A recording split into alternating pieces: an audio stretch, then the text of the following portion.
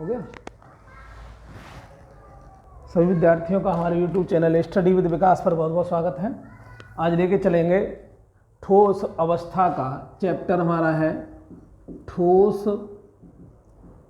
अवस्था। ठोस अवस्था सॉलिड स्टेट, ये इंटरमीडिएट परीक्षा का पहला चैप्टर है, चैप्टर नंबर फर्स्ट। और लेक्चर नंबर भी क्या होगा, ये पहला ही है। तो यहाँ पर देखेंगे ठोस अवस्था क्या होती है। पदार्थ या द्रव्य जो होता है वो तीन प्रकार का होता है। वह वस्तु जो स्थान घेरती है, जिसमें द्रव्यमान होता है, जिसका ज्ञान हम अपनी ज्ञानेंद्रियों द्वारा लगाते हैं, क्या कहलाता है, द्रव्य कहलाता है। द्रव्य जो होता है मुख्य रूप से 5 प्रकार का होता है: ठोस, द्रव, गैस, प्लाज्मा और BCE, बॉस कंडीशन आइंस्टीन। यानी द्रव्य की जो अवस्थाएं होती हैं वो 5 होती हैं। तो हमारा पहला जो टॉपिक होगा, इसका जो पहला टॉपिक है, ये जो ठोस अवस्था है, ये शब्द कहाँ से आया, कैसे बना, क्या इसकी भी कोई अवस्था होती है, तो इसके बारे में पढ़ेंगे कि ठोस अवस्था जो है एक द्रव्य का भाग है। किसका भाग है? द्रव्य या पदार्थ का क्या है, भाग है। और इसे अंग्रेजी में कहते हैं मैटर। द्रव्य को अंग्रेजी में कहते हैं मैटर। तो ये पूछा जाता है कि द्रव्य किसे कहते हैं? वह वस्तु, यानी ये भी वस्तु है, वह वस्तु जो स्थान घेरती है, ब्रह्मांड की वह छोटी से छोटी, वह बड़ी से बड़ी वस्तु जिसमें द्रव्यमान होता है, जो कुछ स्थान घेरती है, वह क्या कहलाती है? द्रव्य कहलाती है। चाहे वो ठोस हो, चाहे द्रव हो, चाहे गैस हो, चाहे प्लाज्मा हो, चाहे BCE हो, कोई भी वस्तु हो जो क्या करती हो, जो कुछ न कुछ स्थान को क्या करती हो, घेरती हो, उसकी शेप हो, और वह अपनी शेप में उस स्थान को क्या करती हो, घेरती हो, वही वस्तु क्या कहलाती है? द्रव्य कहलाती है। जैसे हमारी ये मार्कर है, ये भी द्रव्य है। पेन है, ये भी द्रव्य है। चश्मा है, ये भी द्रव्य है। कुर्सी है, ये भी द्रव्य है। मकान, ये सारी चीज़ें जिनमें द्रव्यमान होता है, वो सारी चीज़ें क्या कहलाती हैं? द्रव्य कहलाती हैं। जैसे चौक है, डस्टर है, ये सारी की सारी चीज़ें जो होती हैं वो क्या कहलाएंगी? द्रव्य कहलाएंगी। तो इसकी परिभाषा क्या होगी?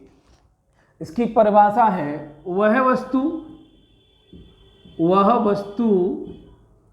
जो स्थान घेरती है, जो स्थान घेरती है, जो स्थान घेरती है, तथा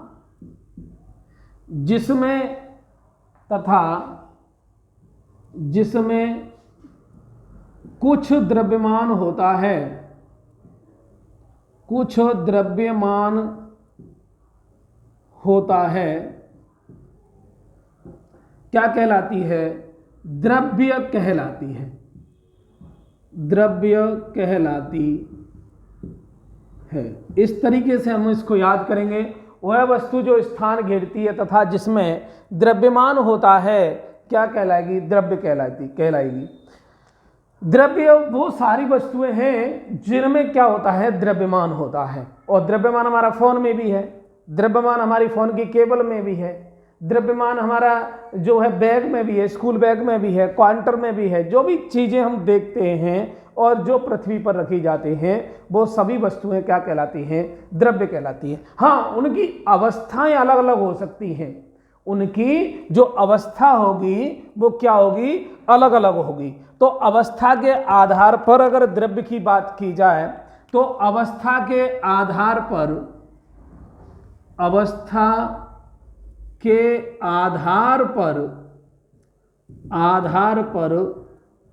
द्रव्य के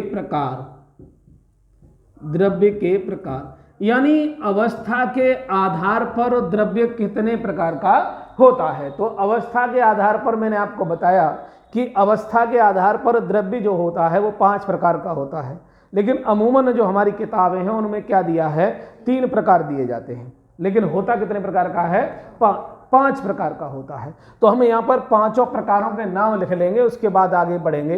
तो पहला हमारा जो है वो है ठोस अवस्था, ठोस अवस्था, और दूसरा है हमारा द्रव अवस्था, द्रव अवस्था, और तीसरा है हमारा गैसीय अवस्था, गैसीय अवस्था, और चौथा है हमारा, चौथा जो है प्लाज्मा,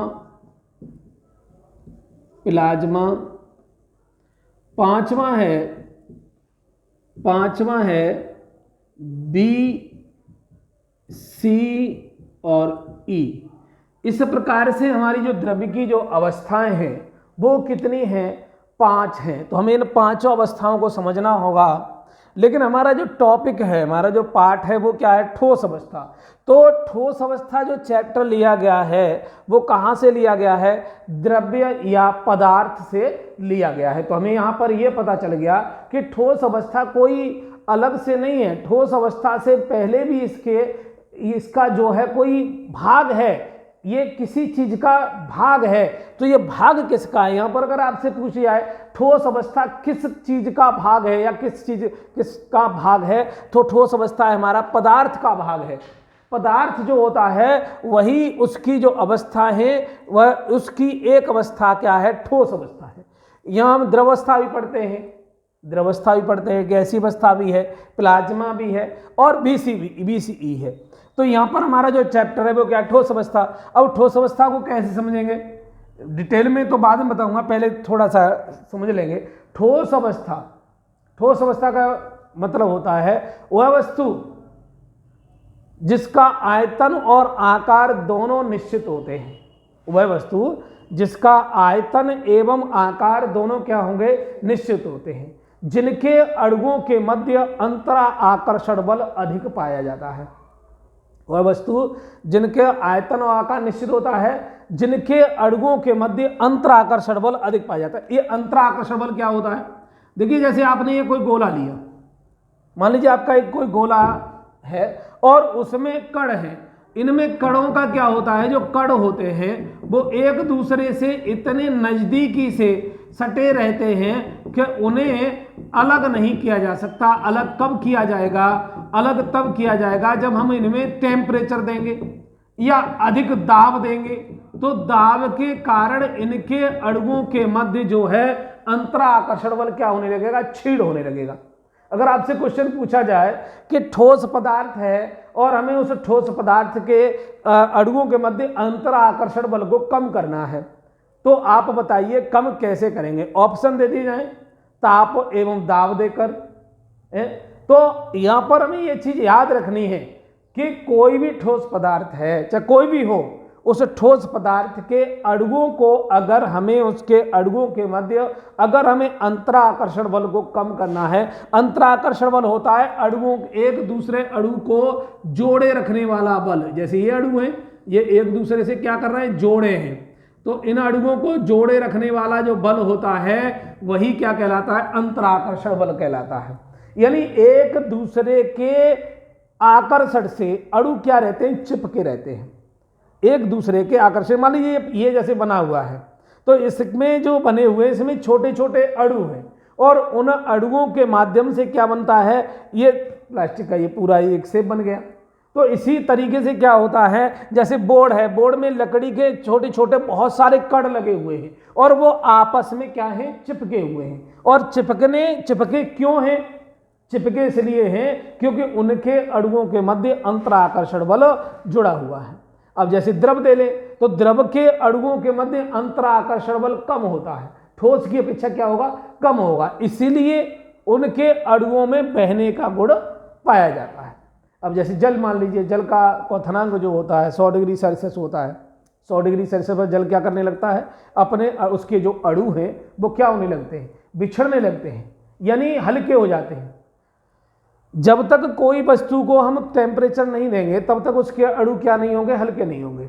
मान लीजिए आपने कोई जैसे कोई पत्थर फोड़ना है आपको, तो पत्थर के टुकड़े करने हैं, पत्थर में अनेक प्रकार के अणु बनकर छोटे छोटे छोटे छोटे अणु लग करके एक पत्थर का निर्माण कर लेते हैं, और बड़े बड़े अणु परमाणु लग लग करके एक पहाड़ का निर्माण कर लेते हैं। अगर आपको उसको तोड़ना है तो आप क्या करेंगे, या तो आप उसको गर्म करें, तो गर्म करने से क्या होगा, पिघलेगा, गर्म करेंगे तो क्या होगा, पिघलेगा। या फिर आप क्या करेंगे, उस पर दाव लगाएं, यानी जैसे किसी से वार करें। देखा होगा तुमने कि लोहार जो है लोहे को गर्म करता है पहले, और फिर उसके बाद क्या करता है, पीटता है। ऐसा क्यों करता है, लोहों को पहले गर्म करेगा और उसके बाद क्या करेगा, पीटेगा। ऐसा क्यों करता है, ऐसा इसलिए करता है, लोहे को गर्म कर लेगा तो लोहे को गर्म करने से लोहे के अणुओं कैसे हो जाएंगे, हल्के होने लगेंगे, और हल्के होने लगेंगे तो उनके अणुओं के मध्य अंतराकर्षण बल क्या होने लगेगा, छीड़ होने लगेगा। और जब उनके मध्य अंतराकर्षण छीड़ होने लगेगा, उसके बाद क्या करेगा, वो हथौड़े से उसको पीटेगा, तो वो जो उनके अणु हैं जो हैं बहुत ही आसानी से क्या होने लगेंगे, क्या होने लगेंगे, छीड़ होने लगेंगे। उनके अणुओं के मध्य जो संपर्क है, जो एक दूसरे से चिपके हुए हैं, उनके मध्य दूरी क्या होने लगेगी, और ज़्यादा बढ़ने लगेगी। और उसी के आधार पर वो क्या करता है कि उसी के आधार पर अनेक प्रकार के लोहे के या तांबे के या आपके स्टील के, इन सारे पदार्थों के क्या बनाने लगता है, औजार बनाने लगता है, बर्तन बनाने लगता है, यानी बहुत सारी चीज़ें जो है उसका इस्तेमाल करने लगता है। ठीक है, तो यहाँ पर ध्यान देंगे, अंतराकर्षण बल समझ में आ गया। अंतराकर्षण बल क्या होता है, अंतराकर्षण बल किसी भी वस्तु के जो होती है उसको जोड़ने वाले, उनके उसके मध्य जो अणुए हैं, उन अणुओं को आपस में चिपकाए रखना या जोड़े रखने वाले जो बल होता है वही क्या कहलाता है, अंतराकर्षण बल कहलाता है। क्लियर। इसके बाद तो ठोस का मतलब है वह वस्तु जो जिसका आयतन और आकार, हमेशा आप 1 किलो ले लें तो वो 1 केजी ही रहेगा, उसका आयतन भी निश्चित रहेगा, आयतन उसका क्या रहेगा, निश्चित रहेगा, और आकार भी उसका निश्चित रहेगा। मान लीजिए मैंने ये मार कर लिया, ये ठोस है, तो इसका आयतन, इसमें जितना भी ग्राम वजन होगा वो वजन इसका निश्चित रहेगा। मैं चाहे यहाँ पे रख के तौलूं, चाहे मैं दूसरी जगह तौलूं, किसी भी कांटे पर तौलूं, इसका जो आयतन और जो इसका जो आकार है वो निश्चित है। ऐसा नहीं है कि मेरे हाथ में आ गया तो इसका आयतन अलग है, और अगर आपके हाथ में पहुंच गया तो इसका आयतन अलग है, ऐसा नहीं होगा। इसका आयतन क्या है, निश्चित है। आकार भी इसका निश्चित है, आयतन और आकार दोनों क्या होते हैं, निश्चित होते हैं। और जिनके आयतन और आकार दोनों निश्चित हो गए वह वस्तु क्या कहलाती है, ठोस कहलाती है। ठोस के अणु अत्यधिक पास पास होते हैं, ठोस के अणुओं के मध्य अंतराकर्षण बल अधिक पाया जाता है। ठोस तन्य होते हैं, तन्य का मतलब होता है तार, इनके क्या कही जा सकते हैं, तार बनाई जा सकती है, लंबे लंबे तार बनाए जा सकते हैं, पिघला करके इनके लंबे लंबे, जैसे देखा होगा आपने, लोहे के तार बनाए जाते हैं, तांबे के तार बनाए जाते हैं, एल्युमिनियम के तार बनाए जाते हैं, प्लेटिनम के तार बनाए जाते हैं, टंगस्टन के तार बनाए जाते हैं। अच्छा, टंगस्टन का उपयोग कहाँ किया जाता है, टंगस्टन का उपयोग किया जाता है आपके बल्ब में। जो बल्ब होता है उस बल्ब में क्या किया जाता है, टंगस्टन जो धातु होती है उसका फिलामेंट लगाया जाता है। फिलामेंट जो होता है, जैसे आपने बल्ब देखे होंगे जो पीली 100 वाट के जैसे बल्ब देखेंगे जो पीली लौ के साथ जलते हैं, उनमें जो फिलामेंट होता है, उनका जो तंतु होता है, उनकी जो स्प्रिंग होती है वो टंगस्टन धातु की बनी होती है। अच्छा, टंगस्टन धातु की ही क्यों बनी होती है, क्योंकि टंगस्टन धातु का गलनांक और क्वथनांक क्या होता है, उच्च होता है, उच्च होता है, इसलिए उस धातु की क्या लगाते हैं, उस टंगस्टन धातु का उसमें फिलामेंट लगाते हैं। अब इसके बाद आपको एक और क्वेश्चन पूछा जाता है, ज़्यादातर व्यवहार में कोई भी गाँव में या शहर में जैसे कहीं जाते हैं, रिश्तेदारी में जा रहे हैं, तो वहाँ जो थोड़े बहुत पढ़े लिखने वाले जो लोग होते हैं वो क्या करते हैं कि एक दूसरे को क्या होता है, वहाँ कंपटीशन होता है। अगर आप कहीं पढ़ रहे हैं और दूसरा कहीं दूसरी जगह पढ़ रहा है तो आपको क्या करेगा कि वो तुम्हें अपने से कमज़ोर दिखाने के लिए आपसे कुछ ऐसे व्यवहारिक क्वेश्चन पूछेगा कि हीटर में किसका तार बनाया लगा जाता है, हीटर में किस धातु का तार होता है, तो वो होता है नाइक्रोम का तार। ठीक है, नाइक्रोम का तार जो होता है वो हीटर में यूज किया जाता है। ठीक है, तो ये बातें हमें ध्यान रखनी है। नाइक्रोम का तार इसलिए हीटर में यूज करते हैं जिससे कि उसका भी गलनांक और क्वथनांक क्या होता है, उच्च होता है, इसलिए उसको जो हीटर की जो स्प्रिंग बनाई जाती है वो नाइक्रोम के तार की बनाई जाती है। क्लियर है, बात समझ में आ गई। अब इसके बाद आगे, तो यहाँ इतना आप लिख लें इसको, इसके बाद आगे लेके चलते हैं। देखना यहाँ पर कोई कपड़ा वो है, हम तो एक कॉपी निकाल देना वैसे खराब।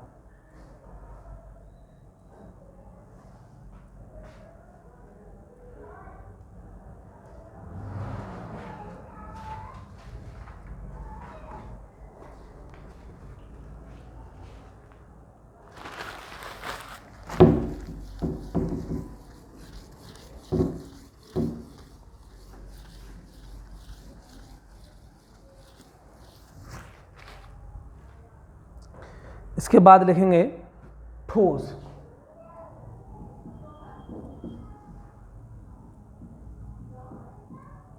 ठोस को हम कहते हैं सॉलिड।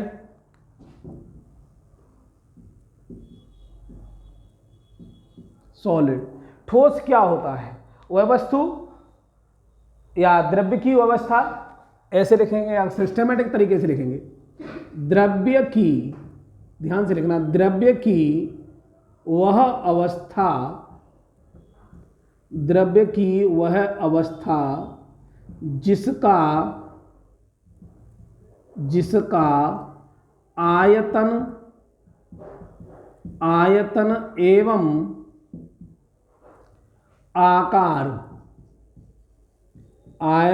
एवं आकार दोनों निश्चित होते हैं।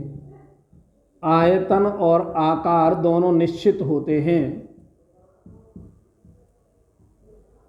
निश्चित होते हैं, क्या कहलाएगा? ठोस कहलाता है।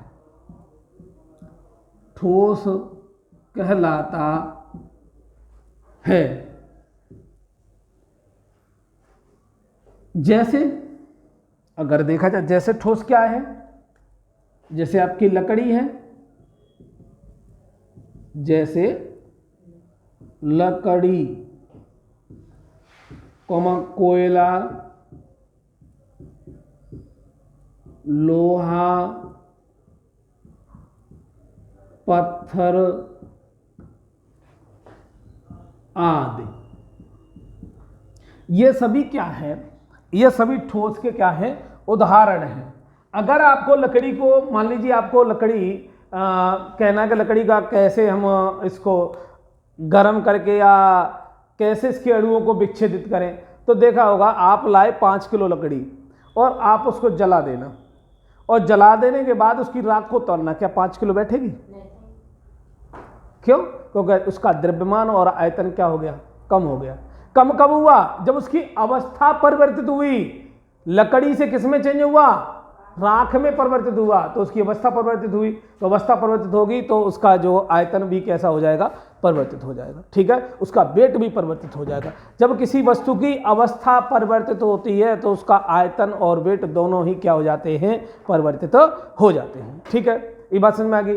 तो वह वस्तु जो द्रव्य की वह अवस्था जिसका आयतन एवं आकार दोनों निश्चित होते हैं, क्या कहलाता है? ठोस कहलाता है। ये याद रखना है हमें। द्रव्य की वह अवस्था जिसका आयतन एवं आकार दोनों क्या होते हैं? निश्चित होते हैं, उसे हम क्या कहेंगे? ठोस अवस्था कहते हैं। संरचना के आधार पर देखा होगा, अब हमारा यहाँ से टॉपिक चालू होता है। संरचना के आधार पर यहाँ पर लिखेंगे, संरचना के आधार पर, संरचना के आधार पर ठोस दो प्रकार के होते हैं। दो प्रकार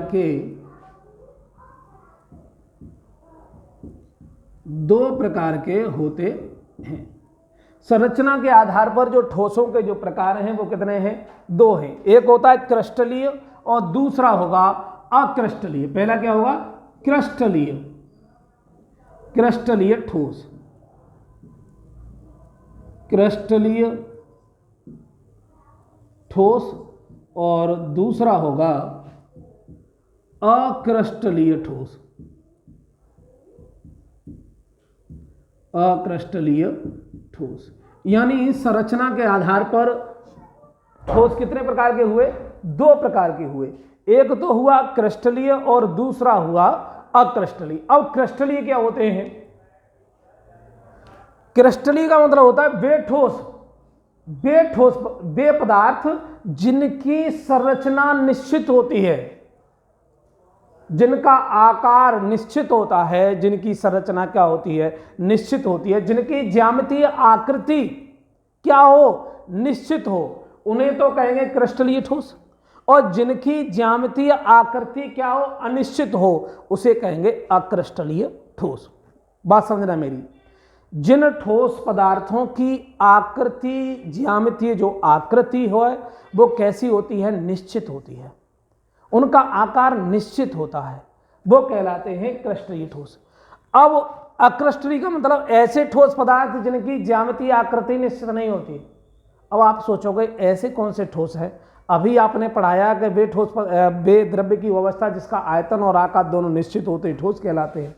अब आप ऐसे कह रहे हो कि वे ठोस पदार्थ जिनकी आकृति ज्यामितीय आकृति जो है निश्चित नहीं होती, ऐसे और फिर वे ठोस क्यों है? तो देखिए कांच ठोस होता है नहीं होता? होता है। कांच देखा है, कांच तो ठोस होता है। और जब सूर्य का अगर सफ़ेद कांच है, वाइट कांच है, अगर आपने अपने घर की खिड़की और दरवाजे देखे होंगे, अगर सूर्य का प्रकाश निकल रहा है, अगर सूर्य निकला है और अगर कांच का वो लगा हुआ है, का दरवाज़ा लगा हुआ है, तो क्या वो जो है सूर्य के प्रकाश की किरण को रोकता है? रुक जाती है या कमरे के अंदर आ जाती है? कमरे के अंदर आ जाती है। अरे जब ठोस है तो प्रकाश को तो अब वहीं लोहे की लगी हो, दीवार लगी हो, पत्थर की लगी हो, सूर्य का प्रकाश अंदर आता है? नहीं आ पाता। और कांच के में आ रहा है, लेकिन है तो ठोस।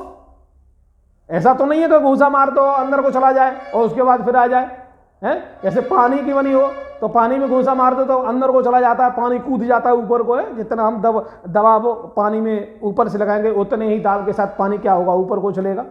लेकिन कांच में तो नहीं है। कांच में मारेंगे तो या तो हमारा मुक्का टूट जाएगा या उसमें जो टूटेगा तो हमारे कांच लग जाएगा, ठीक है। लेकिन देखा होता कैसा है? ठोस होता है। लेकिन कांच को हम दूसरा नाम है, कांच को कहते हैं अतिशीतित द्रव। अगर कांच को कहा जाता है अतिशीतित द्रव, यह ध्यान रखेंगे, निम्न में से अतिशीतित द्रव है। यहां क्वेश्चन आपकी यूपी बोर्ड में बनता है कि ऑप्शन दे दिए, उसमें पूछा कि निम्न में से अतिशीतित द्रव है। लोहा दे दिया, लोहा दे दिया, आपका कॉपर दे दिया, प्लेटिनम दे दिया और कांच दे दिया। तो आप याद रखेंगे कांच क्या है, अतिशीतित क्या है, द्रव है, ठीक है। कांच है ठोस, लेकिन है कैसा, अतिशीतित द्रव। अतिशीतित द्रव का भी बात अलग होती है। अतिशीतित द्रव होता क्या है?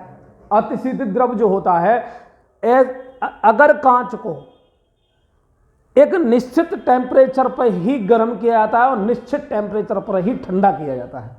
अगर आपने कांच को गर्म करने के बाद और ठंडा किया, अपने साधारण तरीके से ठंडा किया, तो कांच में दरारें पड़ जाएंगी। उसके अणुओं के मध्य अंतराकर्षण बल ठोस की अपेक्षा कम होता है, जिसके कारण उसके अणुओं के मध्य क्या पड़ जाएंगी, दरारें पड़ जाएंगी। और जब दरारें पड़ जाएंगी तो कांच का हम जैसे बनाना चाहते थे एक फ्रेम, पता चला कि फ्रेम बीच में चटक गया, तो हमारा फ्रेम सही नहीं बनेगा। इसलिए उसको एक निश्चित टेम्परेचर पर ही गर्म किया जाता है और निश्चित टेम्परेचर पर ही उसको ठंडा किया जाता है। इसीलिए कांच को अतिशीतित द्रव कहा जाता है। तो ये बात आपके समझ में आ गई कि क्रिस्टलीय ठोस क्या होते हैं, जिनकी ज्यामितीय आकृति कैसी होती है, निश्चित होती है, उन्हें कहते हैं क्रिस्टलीय ठोस। और जिनकी आकृति या निश्चित नहीं होती उन्हें कहते हैं अक्रिस्टलीय ठोस। क्लियर, बात समझ में आ गई है? तो ये हमारे जो होते हैं अक्रिस्टलीय और क्रिस्टलीय के आधार पर, तो हम पहली जो हेडिंग बनाएंगे वो क्या बनाएंगे, क्रिस्टलीय ठोस। तो पहली हेडिंग बनाओ क्रिस्टलीय ठोस।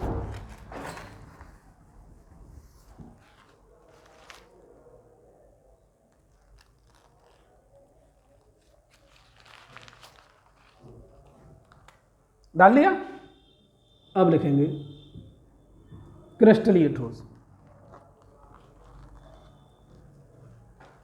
इसकी परिभाषा क्या है? वे ठोस पदार्थ, वे ठोस पदार्थ जिनकी ज्यामिति आकृति, ज्यामिति आकृति एवं आकार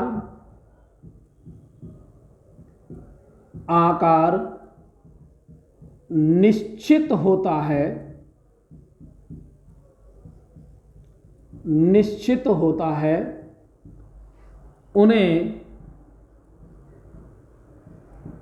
उन्हें क्रिस्टलीय ठोस पदार्थ कहते हैं।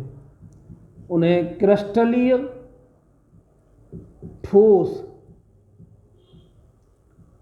कहते हैं। जिनका ज्यामिति क्या होता है, वे ठोस पदार्थ जिनकी ज्यामिति आकृति एवं आकार निश्चित होते हैं उन्हें क्रिस्टलीय ठोस कहते हैं। बताइए समझ में आ गया। ज्यामिति का मतलब होता है कि निश्चित, ज्यामिति का मतलब जैसे अब चीनी है, चाहे आप उसे पाकिस्तान में लेना, चाहे ऑस्ट्रेलिया में लेना, चाहे आप अमेरिका में लेना और चाहे इंडिया में लेना, उसके कणों की आकृति एक जैसी होगी। कण छोटे या बड़े हो सकते हैं, लेकिन जो आकृति है चीनी के कणों की आकृति लगभग कैसी होती है, इस टाइप की होती है। तो कहीं भी लेना छोटे हो सकते हैं, तो उनकी आकृति इस टाइप की तुम्हें कहीं नहीं मिलेगी, गोल, या ना ऐसी मिलेगी, त्रिभुज के आकार की भी नहीं मिलेगी। यानी हमें क्या है कि उसकी आकृति क्या होगी, या इस टाइप की होगी, इस टाइप की कभी नहीं होगी, और ना ही क्या होगी, गोल होगी। अब नमक तुमने देखा होगा, साधारण जो नमक आता है, जो डेली का नमक बोलते हैं, डेली वाला जो नमक है, कहीं भी चले जाना आप डेली वाला नमक मिलेगा तो उसकी आकृति इस टाइप की है, उसके अणुओं की आकृति, कहीं भी चले जाना उसके अणुओं की जो आकृति है वो इसी टाइप की बनाई जाती है। वो उसकी नेचुरल है, ऐसी नहीं है कि उसकी बनाई गई है, उसकी वो आकृति क्या है कि नेचुरल है तरीके से है।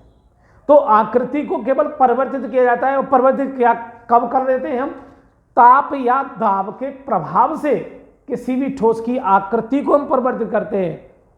उसकी जो निश्चित आकृति है, हर ठोस की आकृति निश्चित होती है। सोना महंगी धातु है, क्यों है, क्योंकि उसकी भी आकृति निश्चित है। सोना अष्टफलकी होता है, उसकी आकृति निश्चित है, उसके कण इतने आपस में चिपके होते हैं, एक दूसरे के ऊपर इतने आसानी से इतने चिपके होते हैं कि सोने को, अगर सोने का लंबा 10 ग्राम सोने में काफी लंबा तार बनाया जा सकता है। अब समस्या आ जाएगा तुमको, अगर सोने फिर ट्रांसफार्मर में सोने को तार लगा दो, कॉपर का तार तो छोड़ते नहीं है चोर। अगर किसी चोर को ये पता चल जाए कि आज इस ट्रांसफार्मर में 2 किलो सोना है और उसका तार लगा है, तो मुझे नहीं लगता कि उस गांव के ही छोड़ देंगे, पहले जिस गांव में लगा होगा पहले तो उसी गांव के ही लग जाएंगे, यानी अपना औजार लेकर के उसको खोलने के लिए। कुछ नहीं है, सोने के निकाल लो और तांबे के डाल दो। आज तांबा इतना 800-900 रुपये किलो है, और सोना तो अभी 10 ग्राम शायद 60,000 के लगा होगा, 60 से 62,000 रुपये के लगा है। तो सोने को कब छोड़ देंगे, जब 10 ग्राम इतने का है और वहाँ पता चलेगा 1 किलो तार लगा हुआ है उसके अंदर, तो कैसे छोड़ देंगे उसको, तो किसी कीमत पर नहीं छोड़ेंगे। सोने के पतले से पतले तार बनाए जा सकते हैं, लेकिन सोने कितना पतला तार लोहे का नहीं बनाया जा सकता, सिल्वर का नहीं बनाया जा सकता। बनाया जाएगा उसकी गुणवत्ता घट जाएगी, किसी में यूज करेंगे पिघल जाएगा, लेकिन सोने का नहीं पिघलेगा और लंबे से लंबा तार बनाया जा सकता है। तो इस तरीके से हम कह सकते हैं कि सोने की आकृति में और लोहे की आकृति में दोनों में क्या होता है, अंतर होता है। ठीक है, तो इस बात को हमें ध्यान रखना है। तो उसका ज्यामिति, आकृति, आकार, शेप, सबकी शेप अलग अलग होती है। अरे जितने भी आपने मनुष्य देखे हैं और जितने भी अब आप आसपास देखते हैं, क्या सब एक जैसे दिखाई देते हैं? लेकिन हाँ ये सत्य है कि 2 आंख है, एक नाक, एक मुंह, 2 कान हैं, लेकिन सबकी ये डिफरेंट ही क्यों? ये हमारी जीन आनुवांशिक विविधता के कारण है। ऐसा किसके कारण होता है? आनुवांशिक विविधता के कारण होता है। आनुवांशिक विविधता के कारण हर मनुष्य अलग अलग होता जाता है। हर मनुष्य की अलग अलग अपनी क्या होती है, एक अलग अलग अब आकृति भी होती है। अब एक माता पिता के 2 लड़के 2 लड़कियां हैं, क्या चारों लंबे हैं? नहीं, कुछ लंबे होंगे, कुछ उनसे भी लंबे होंगे, कुछ उनसे छोटे होंगे, यानी चारों की आकृति में भी क्या होगा, अंतर होगा। तो ये ऐसा नहीं है माता पिता लंबे हैं तो आजकल क्या गया, वो साइंस कह रही है हमारी, ग्रेगर जॉन मेंडल का एक नियम था कि अगर माता पिता लंबे हैं तो उनकी संतान भी कैसी होगी, लंबी होगी। ये बात सत्य है, क्योंकि अगर माता पिता लंबे हैं तो उनकी संतान भी लंबी होगी। लेकिन कभी कभी देखा होगा तुमने कि माता पिता लंबे हैं और संतान छोटी है, ऐसा हो जाता है। क्यों? क्यों? उनके गुण पीढ़ी दर पीढ़ी चढ़ते हैं, और पीढ़ी दर पीढ़ी में हो सकता है कि उसके नाना छोटे होते या उसके बाबा छोटे होते। अगर नाना छोटे हैं या बाबा छोटे, उनके गुण अगर प्रभावी हो गए उन पर, तो उनकी संतान भी क्या हो जाएगी, छोटी हो जाएगी। तो इस तरीके से हमें ध्यान रखना है कि इनकी जो आकृति जो होती है वो कैसी होती है, निश्चित होती है। जिनकी आकृति निश्चित होगी उन्हें क्या कहेंगे, उनको कहते हैं क्रस्टेलियोस। तो इसको उतार लेंगे, इसके बाद अक्रस्टली और बता देता हूं तुम्हें, ऊपर लिख दूंगा अक्रस्टली।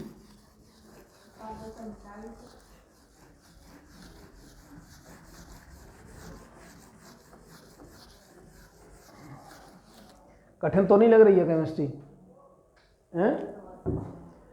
सरल लग रही है? अभी ना लगे, नहीं लगेगी, आगे भी सरल ही लगेगी।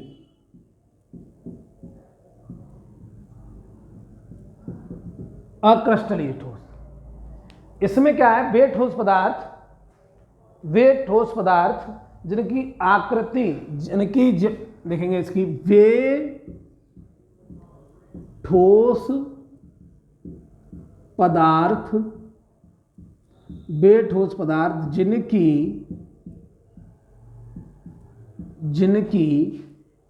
ज्यामितीय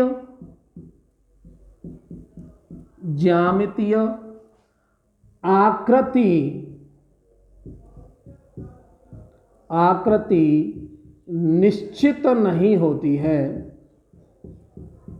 नहीं होती है, उन्हें अक्रस्टलीय ठोस कहते हैं। अक्रस्टलीय ठोस कहते हैं। जैसे जैसे कांच है आपका, कांच, ठीक है, कांच को क्या कहते हैं, अतिशीतित द्रव कहते हैं, अतिशीतित द्रव, इसको अतिशीतित द्रव भी कहा जाता है। ठीक है, इतना लिख लेंगे। तो आज के लिए इतना ही काफ़ी, मिलते हैं नेक्स्ट वीडियो में।